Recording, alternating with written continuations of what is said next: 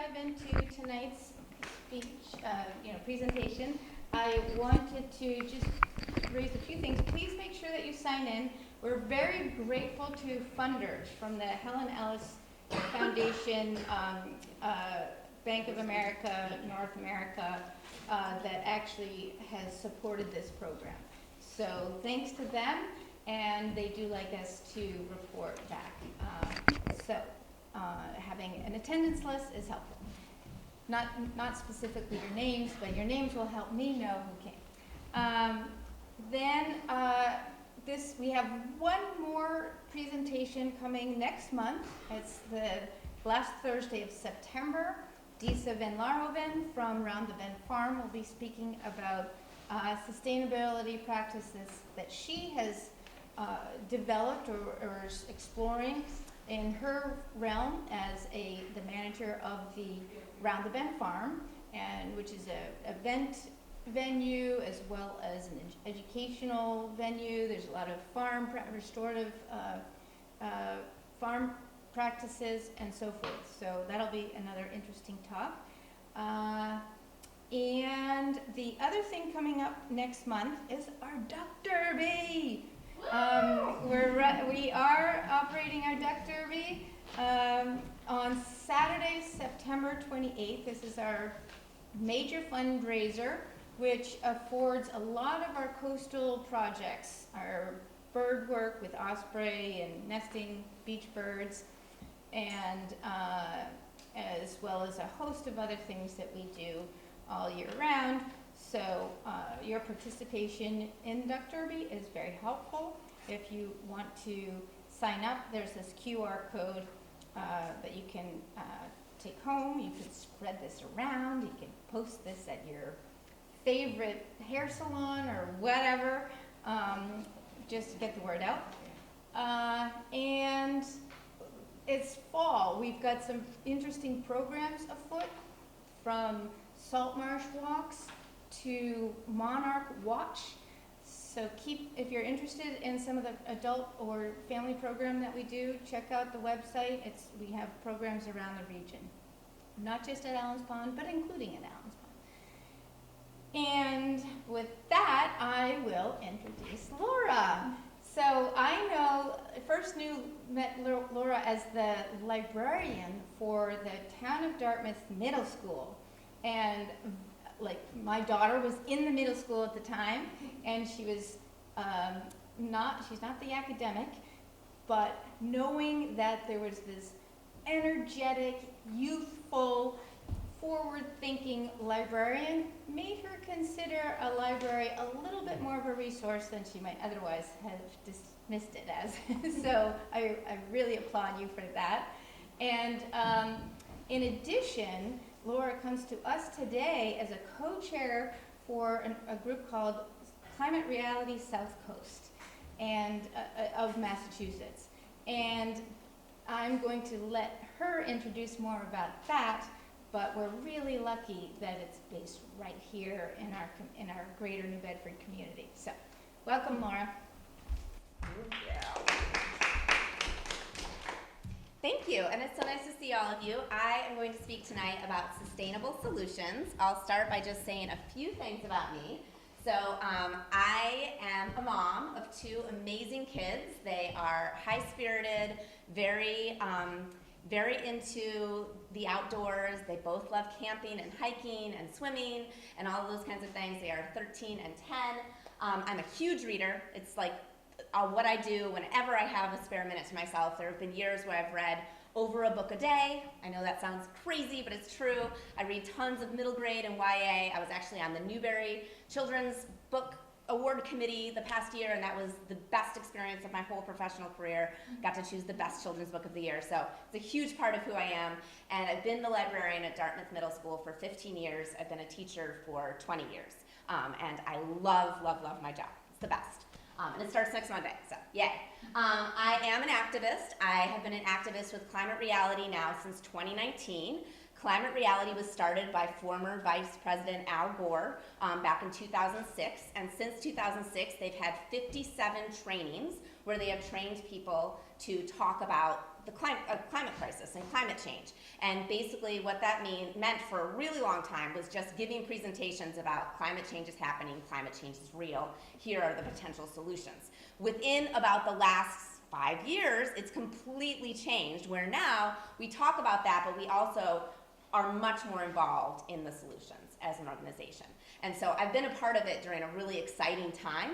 My mother is also a Climate Reality leader. It's one of my great, joys that I get to do it with my retired mom who lives in Western New York. We're both co-chairs of our chapters, and so we collaborate a lot and talk a lot through various things. And what it means to be a Climate Reality chapter is basically that we table at events to get the word out about all the federal money that's out there for you to update your home and decarbonize your home, like getting heat pumps and getting solar panels and those kinds of things. We also table at events where there are kids, where we can just talk to kids about taking care of the planet, and we give out tons of freebies, I get tons of books from publishers, so I always give out books for free, and we have like a spinning wheel where they can spin and win a prize, and they're always just like super fun prizes. And we also engage in beach cleanups all across the South Coast with my friend Mary Lou, who runs Be the Solution to Pollution. And we talk about the importance of taking care of our oceans and preventing oceans from getting too much plastic and preventing the single-use plastic problem. So those are some of the things we do. Some of our really big wins. One of our big wins was that we've had over 20 organizations and businesses sign our commitment to go 100% renewable by 2030. And we've even had a few businesses already do that. Just to show you that list really quickly, it's here on our website under renewable energy. One of our campaigns is to convince businesses and organizations to commit to going 100% renewable by 2030. And some of these already have, like Brewer Banner Designs and Salon B and Salt and Stall and Pine Haven. They went 100% renewable through the aggregation program I'm going to talk about tonight. So that's one of our big wins. Our other really big win that I'm very proud of is that in my town of Fairhaven, we convinced the town of Fairhaven to up their default of renewables in the aggregation program.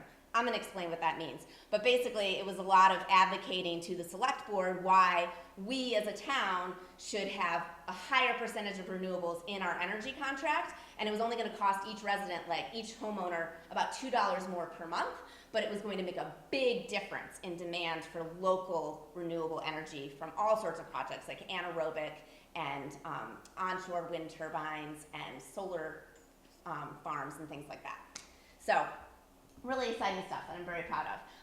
And, these are my kids picking up trash at the beach. This is me and my friend Mary Lou tabling at an event.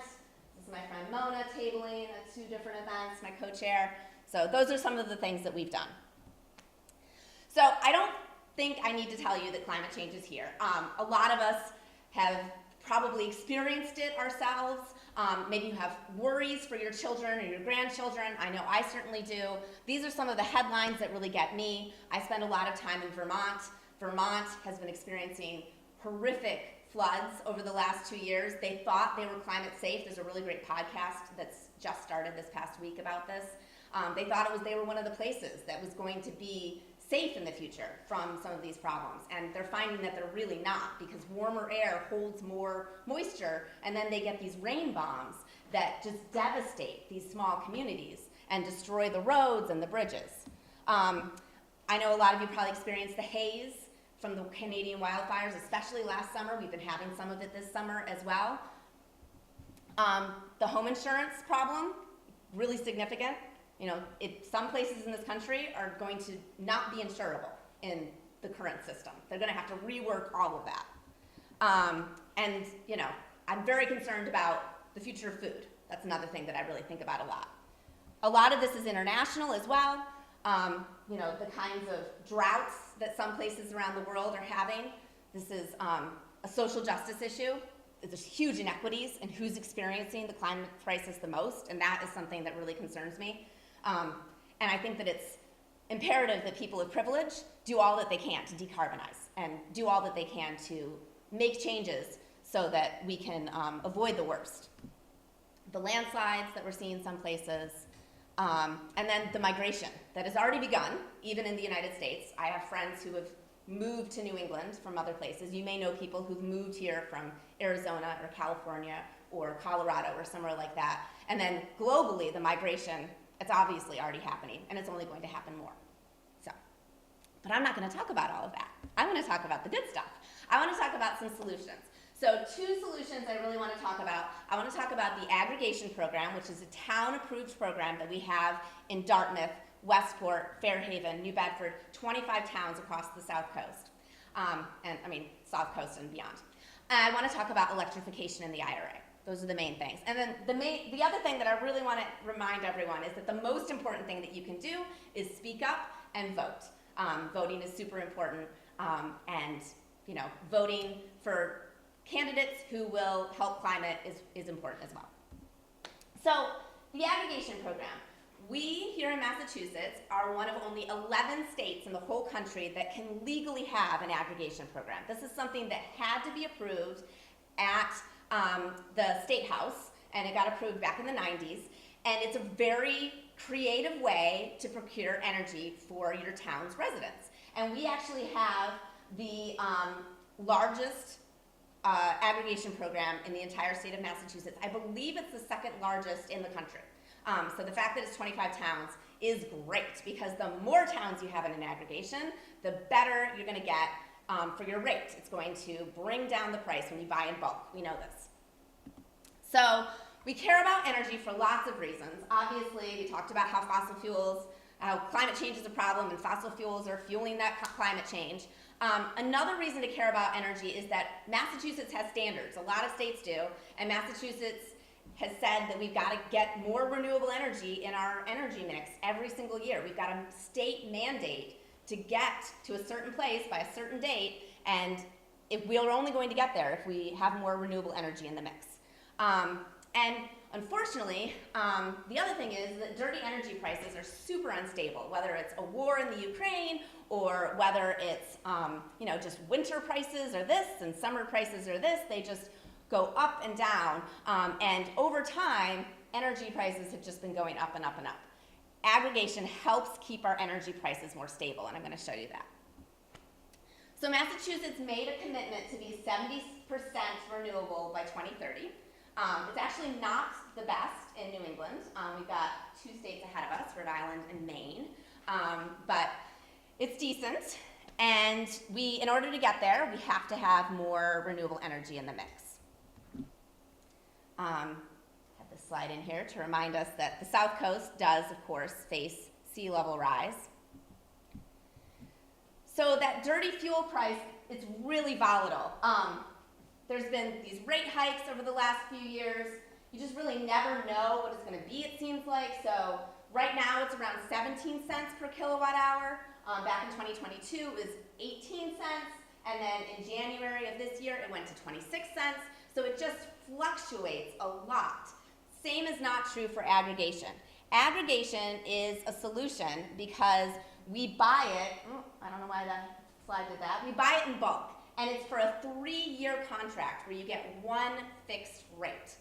And that fixed rate is true for all 25 towns in the aggregation program. The other thing that's really great is that it harnesses green energy above the renewable portfolio standard that the state sets.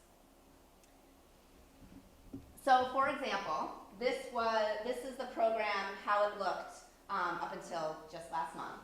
So the standard product for Westport and Dartmouth was 15.784 cents per kilowatt hour, and the Eversource product was 17 cents. It was slightly different for the other one.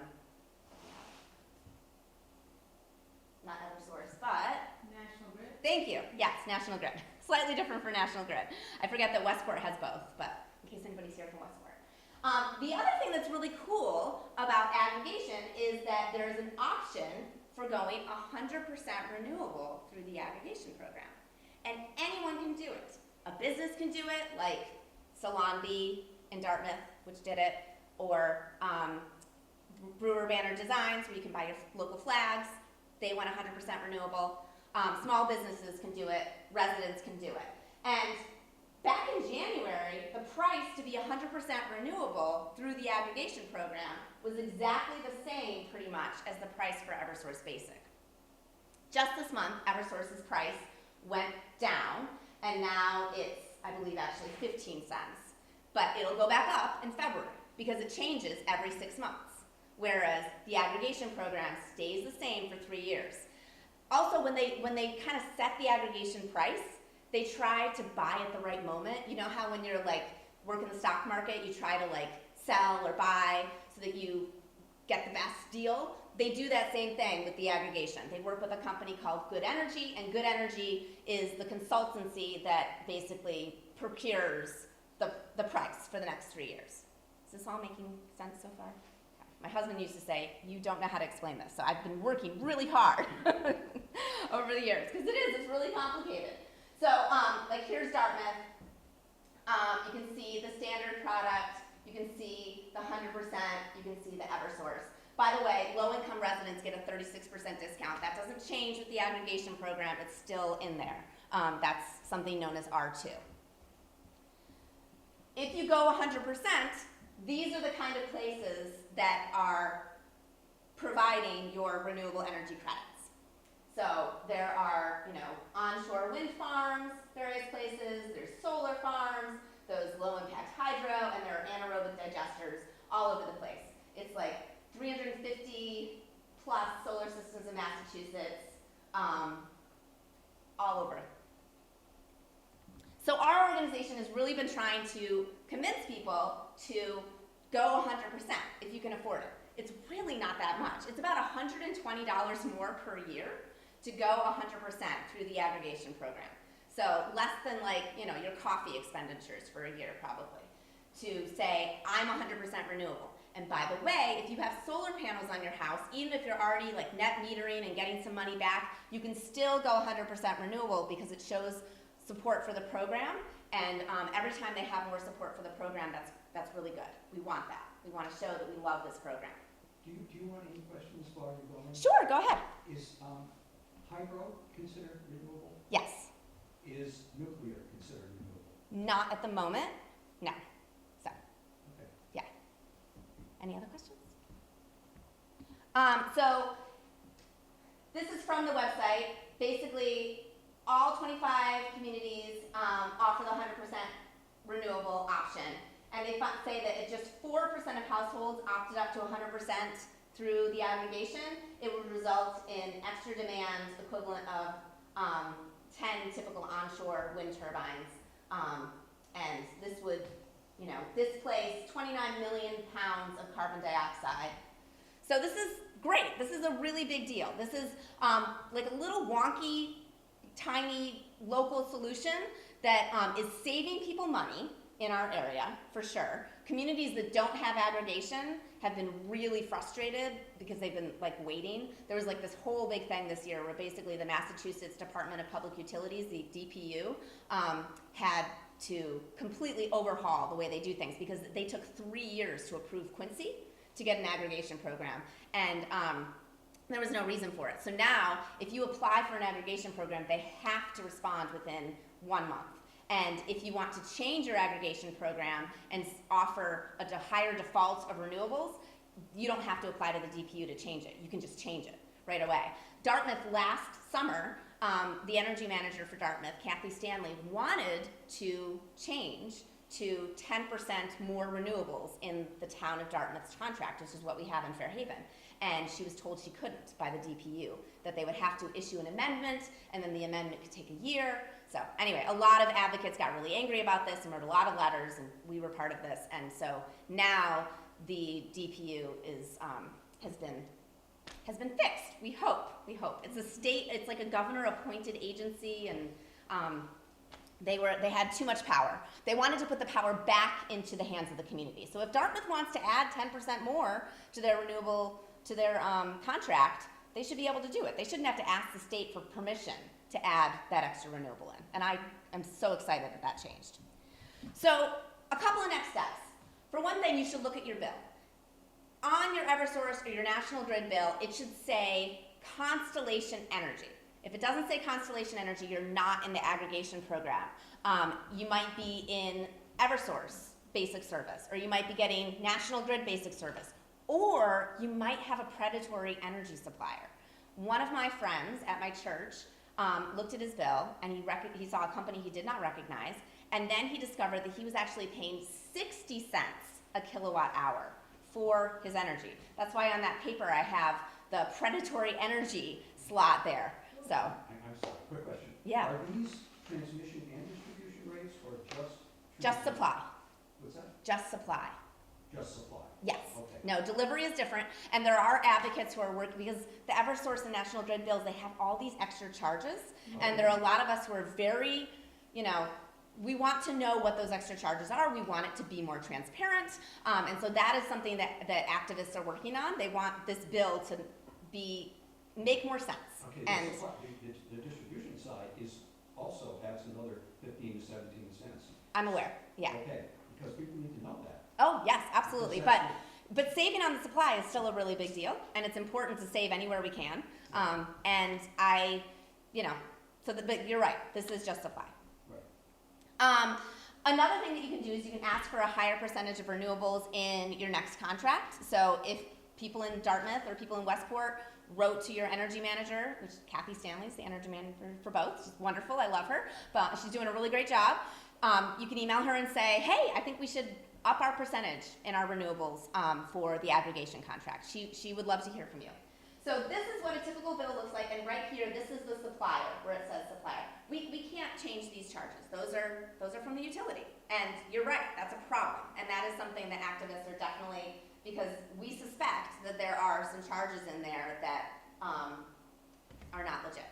And one thing that has been proven is that there are some cases where the energy company is using our money that we pay on our bill to fund future energy projects that are like dirty fuel projects. So that's another thing that some activists have been really pushing on, is like, if this is funding future fossil fuel lines, and my bill should not be a part of that. That should not be in this bill. Well, that's in the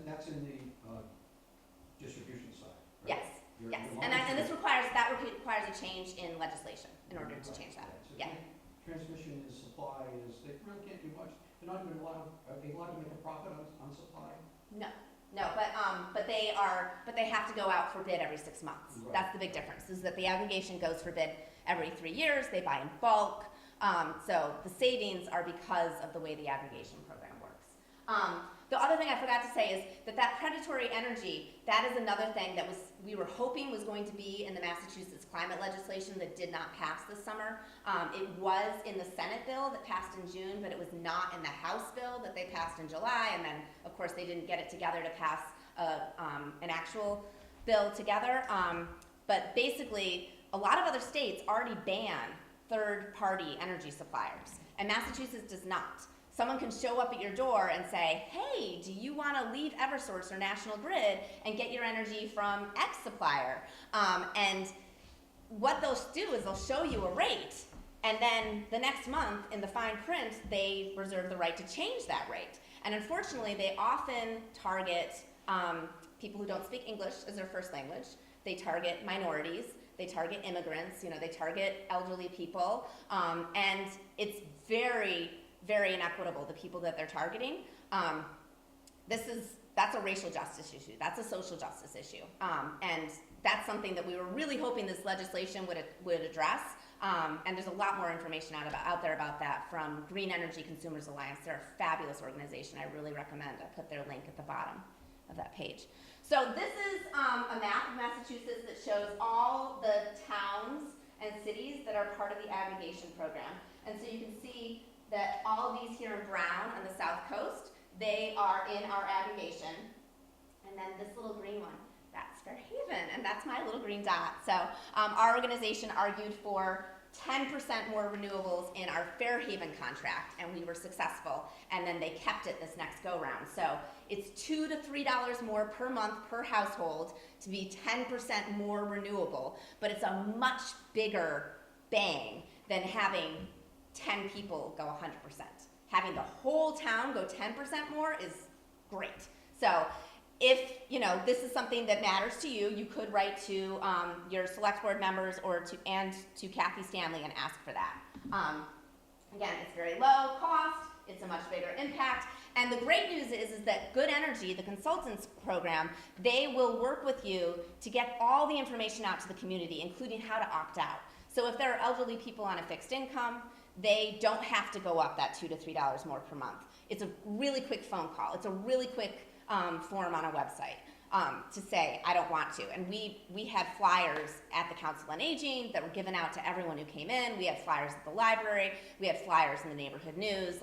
And that's required by law. That's not just something we did. That's part of the program is if you go up by a certain percentage in your renewables, you have to tell people how they can not go up. So I feel very strongly about that.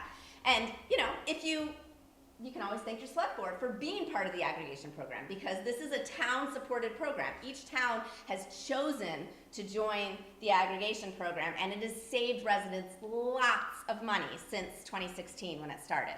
So the websites for this, sorry, the slide messed up a little bit, but it's massca.com/Dartmouth, massca.com/Westport. You can see the town seal is on there.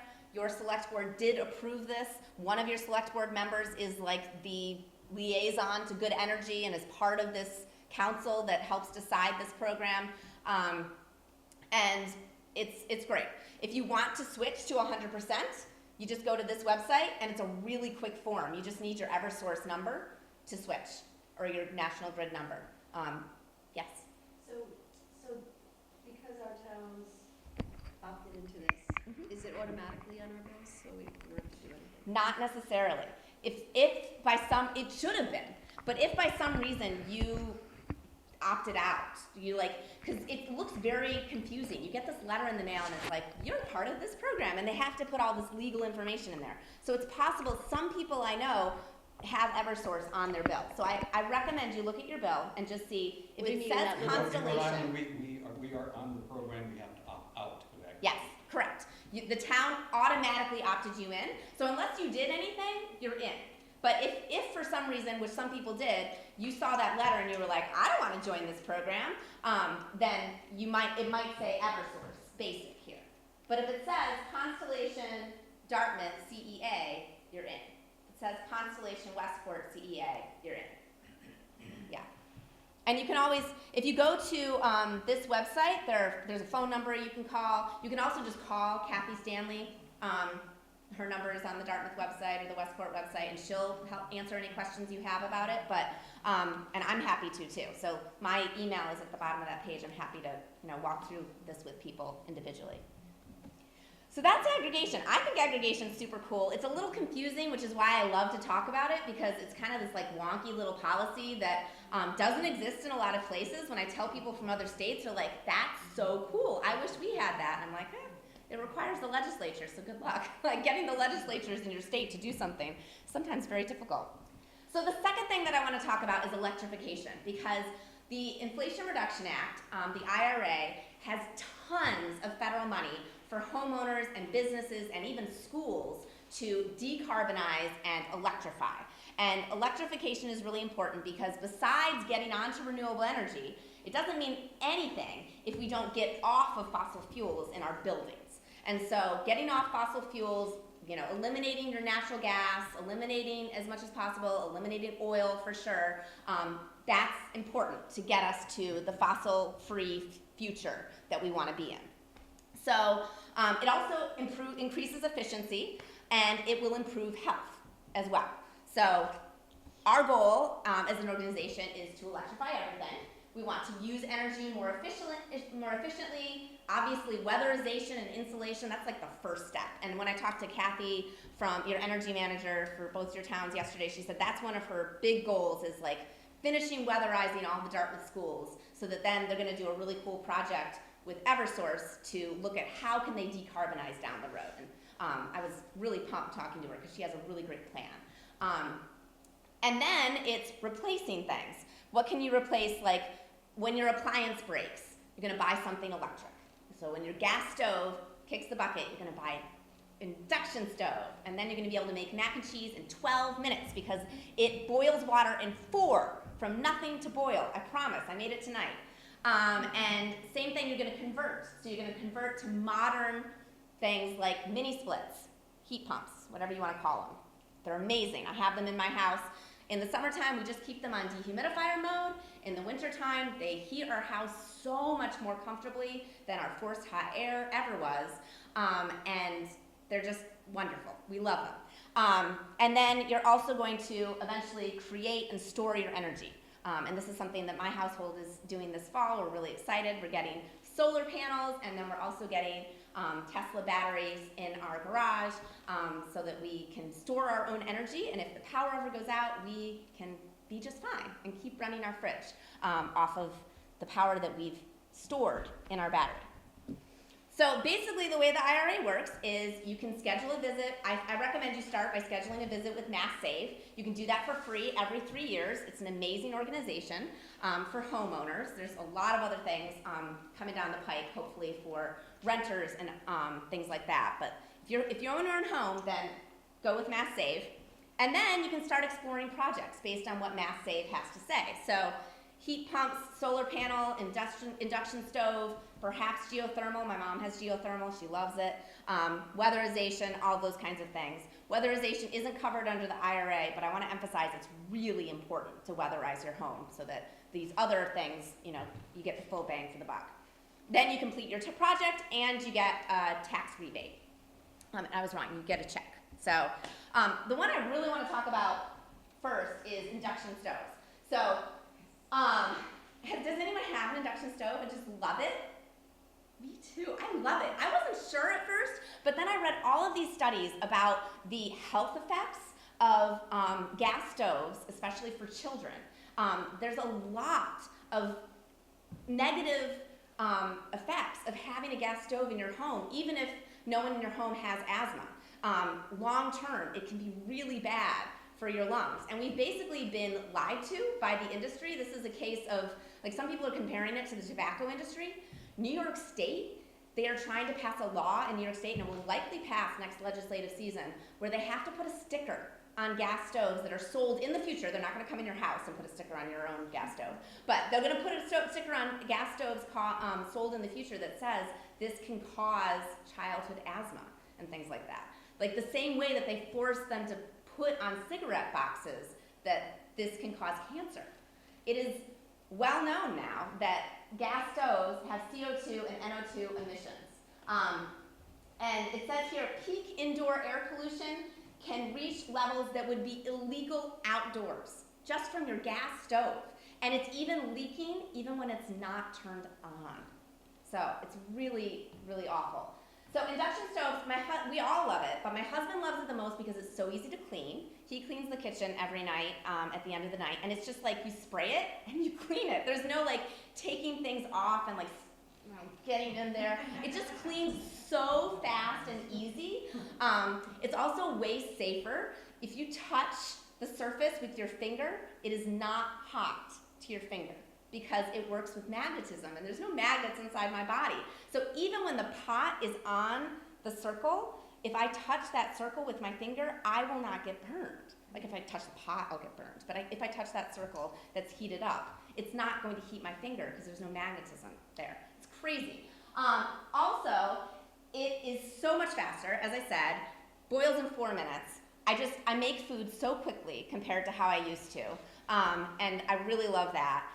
I just think there's nothing not to love about induction stoves, and there are actually some chefs, Google it, there's some chefs that are creating all induction kitchens because they're finding that they like it better too. People keep saying like, oh, but gas, you can titrate it so much better and get exactly what you want. Some chefs are finding that you can do that really, really well with induction, and that they're perfectly happy with induction because of the safety involved in being in a kitchen all day if you're a chef, and being with a gas stove, like that's not good for their health. So I'm a big fan. You can get $800 back from the IRA and Mass Save if you buy an induction stove through the rebate program. So there's that. And again, there's no price on having clean lungs. So yay. Heat pumps is another big favorite of mine. This is my co-chair Mona, who loves her heat pump and loves to talk about heat pumps. Anybody in here have heat pumps? A few of you. Do you love your heat pumps? Okay. I told you about mine. I know, you don't, yours is I'll not talk very. to you later. Okay. So I've been really happy with our heat pump system. We had it installed about a year and a half ago, just in time for last September. I don't know if you remember last September. It was like summer was like cold and rainy and kind of awful. And then all of a sudden we went back to school, and then it was hot, like crazy hot, like 85 to 90 degrees hot. And I teach in a very variable building, like Dartmouth Middle. I'm just gonna say it, it is not a very comfortable building to teach in a lot of the time, because it'll be freezing in one part and hot in another part, and it's just totally, the heating system's all out of whack. So anyway, every day I would go home after teaching there, and I would just be so relieved to be in my very cool house. And again, we're not using AC, we were just using the dehumidifier system. So I love, love, love my heat pump. And we just have one of these outside, one of these systems, and then we have a mini split downstairs for the 4 downstairs rooms, and then one in each bedroom. And we haven't seen any real increase in our electric bill. In fact, we've seen it go down, despite the fact that now we're using more electricity than we were before, like our bills in general. Like if you count up, like we used to have it as a gas bill for our heat, and now our heat is part of our electric bill. And we don't have a gas bill, because the only thing we have that's on natural gas now is our water heater. And we were on budget billing, so we still have a credit. So we're working down that credit, and when we need to do a water heater, we'll get an electric water heater. So, big fan. You may want to check your manual, because when I had looked at mine with the heat pump, it said that it's more efficient to put it on AC versus dehumidifier. Really? Yeah, I've had some. Just check yours.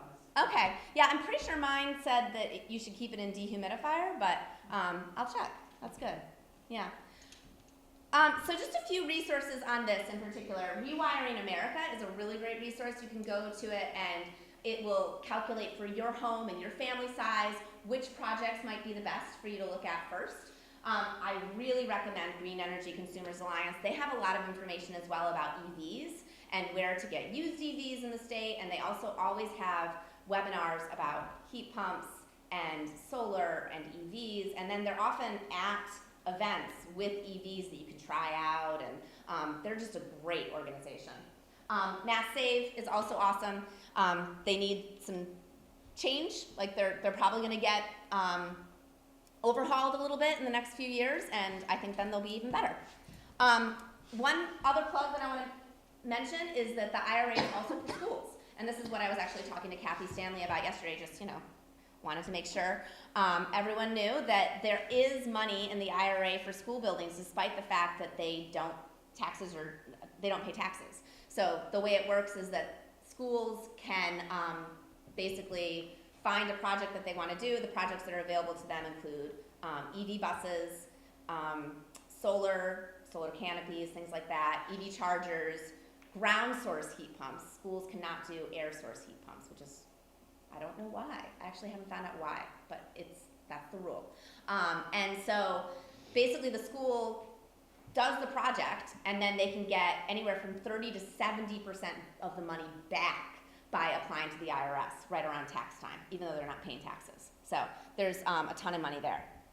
I did want to mention that this summer we were hoping there would be a bill from the state legislature on climate, and there wasn't. You may have read articles about how there were a few bills that didn't happen that we were pretty upset about. So the things that were going to be in that bill, we hoped. The big one was permitting rules. We have a mandate to reduce emissions in Massachusetts, and the only way we're going to get there is if they change some of the permitting rules for some of these renewable energy projects. And I think that both the state and the House were in agreement on that. Where things fell apart was that the Senate wanted to go further, and the House didn't, and then they just left the bargaining table. So regulating gas suppliers was something that the Senate bill did not have, but some people wanted it in the Senate. Banning third-party suppliers was in the Senate bill.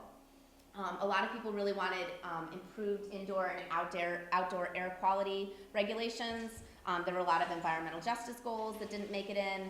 And the bottle bill, this is something that's really important to our chapter because we are obviously a coastal region, and we have a lot of plastic that we find on our beaches. And my friend Mary Lou, who runs Be the Solution to Pollution and beach cleanups and is on our leadership team, she's been advocating really hard for this bottle bill. But basically, the bottle bill was passed back in 1983, and it's super out of date. It only includes carbonated beverages. It doesn't include plastic water bottles. So when we do beach cleanups, we tally what we find, and we find non-carbonated beverages, 10 to 1.